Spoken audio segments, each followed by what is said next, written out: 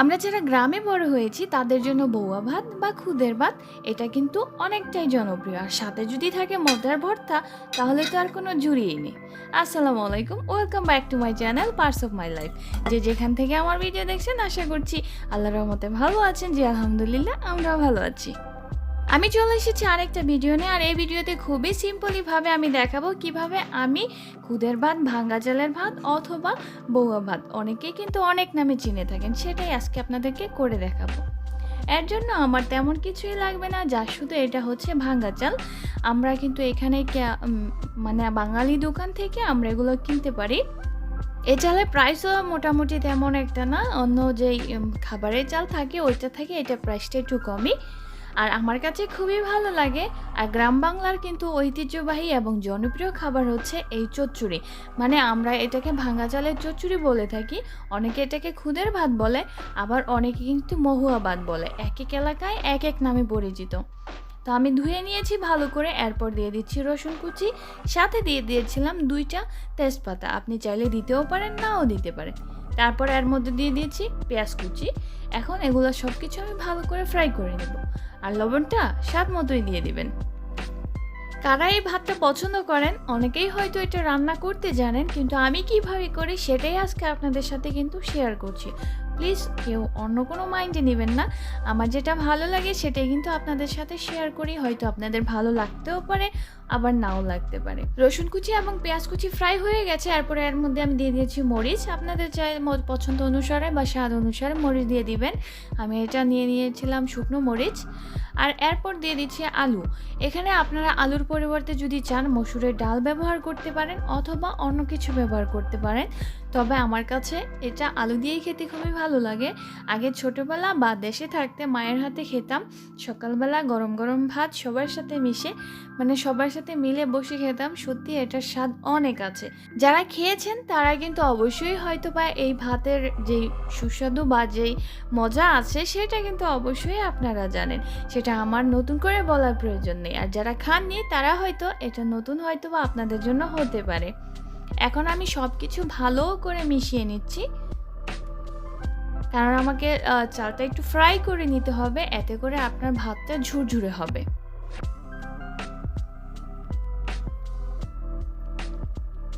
আর বরাবরের মতো রিকোয়েস্ট, যদি আমার চ্যানেলের ভিডিওগুলো আপনাদের ভালো লেগে থাকে অবশ্যই কিন্তু আমার চ্যানেলটা সাবস্ক্রাইব করে আমার সাথেই থাকবেন এবং বেল বাটনে অল অপশনটা অন করে দিবেন, যেন আমি ভিডিও আপলোড দেওয়ার সাথে সাথে আমার নোটিফিকেশন আপনার কাছে পৌঁছে যায়। এখানে পানি পরিমাণ মতো দেয়া হয়েছে। আপনারা চাইলে কিন্তু যেরকম পোলাওটা রান্না করা হয় সেম এরকম প্রসেসে করতে পারেন, বাট এখানে কিছুটা পানি একটু কম থাকবে, কারণ এটা তাড়াতাড়ি সিদ্ধ হয়ে যায়। এর জন্য আমি পরিমাণ মতো লবণ দিয়ে দিচ্ছি। আগে আমার একটু লবণ কম হয়েছিল, চেক করে তারপর আবার লবণ দিয়ে দিবেন। এবার ঢেকে দিচ্ছি। দেখতেই পাচ্ছেন কোন কনসিস্টেন্সিতে চলে এসেছে। এই পর্যায়ে আমি একটু নেড়ে চেড়ে দিচ্ছি, কারণ যেন ভাতটা নিচের দিকে না লেগে যায়।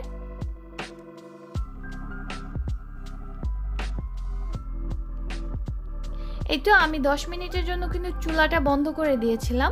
বন্ধ করে দেওয়ার পর এখন আমার ভাতটা প্রায় তৈরি হয়ে গেছে।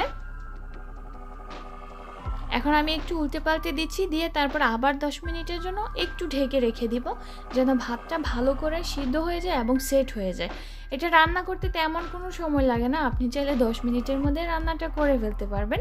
এটা কোনো ঝামেলার কাজ না, ঝটপট করতে চাইলে করে নিতে পারেন। এখানে আমি অল্প একটু ধনেপাতা দিয়েছি, আপনারা চাইলে বেশিও দিতে পারেন। এটা আমার ভাত কিন্তু হয়ে গেছে, খুদের ভাত, বউয়া ভাত অথবা ভাঙ্গা চালের ভাত, আপনারা যেটাই বলেন। আমরা কিন্তু এটাকে সচরাচর চচ্চড়ি বলে থাকি, মানে এটা হচ্ছে খুদের চচ্চড়ি।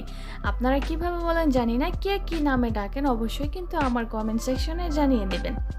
এখন হচ্ছে আমার খাওয়ার পালা। এই ভাতের সাথে যদি মজাদার ভর্তা থাকে তাহলে এর কোনো জুড়েই নেই। আপনারা চাইলে এর সাথে কিন্তু অনেক রকমের ভর্তা দিয়ে এই ভাতটা খেতে পারেন। খুবই মজাদার, খুবই ইজি, খুবই সিম্পলভাবে আপনি এটা তৈরি করতে পারবেন এবং সবারই কিন্তু পছন্দ হবে আশা করছি। এই তো আমি এখন নিয়ে নিয়েছি, এখন হচ্ছে আমার খাওয়ার পালা। আমি যা রান্না করেছি সেটাই আজকে আপনাদের সাথে দেখালাম। এখানে আমি 3 রকমের ভর্তা করেছি, আর সাথে হচ্ছে ফুলকপি এবং আলু দিয়ে ভাজি করেছিলাম। সেটা সবগুলো রেসিপি আমি আপনাদের সাথে শেয়ার করব। আশা করছি পরবর্তী ভিডিওগুলোতে এই রেসিপিগুলো আপনারা পেয়ে যাবেন। এখন আমার হচ্ছে খাওয়ার পালা, আমি এখন খেয়ে নিব। আমার আর সহ্য হচ্ছে না, কারণ আমার কাছে খুবই পছন্দের এবং সাথে যেহেতু মজার ভর্তা আছে সেটাও আমার খুবই ভালো লাগে। এই তো ভর্তা নিয়ে নিচ্ছি। এটা কিসের ভর্তা জানেন? এটা হচ্ছে কলার খোসার ভর্তা। হয়তো বা খেয়েছেন কিনা জানি না। এখানে হচ্ছে কলার ভর্তা আছে আর বাকি কিছু ভর্তাও আছে। সব কিছু আমি এখন খেয়ে নিচ্ছি। আশা করছি আমার আজকের ভিডিওটা আপনাদের কাছে ভালো লেগেছে। যদি ভালো লেগে থাকে অবশ্যই কিন্তু লাইক, কমেন্ট, শেয়ার করতে ভুলবেন না। আর পরবর্তী ভিডিও দেখার জন্য আমার সাথেই কিন্তু থাকবেন, কোথাও যাবেন না। আর আমাকে যারা সাপোর্ট করছেন সবাইকে অসংখ্য ধন্যবাদ জানাচ্ছি। প্লিজ এভাবেই আমাকে সাপোর্ট করে যাবেন, আমি যেন সামনে এগিয়ে যেতে পারি।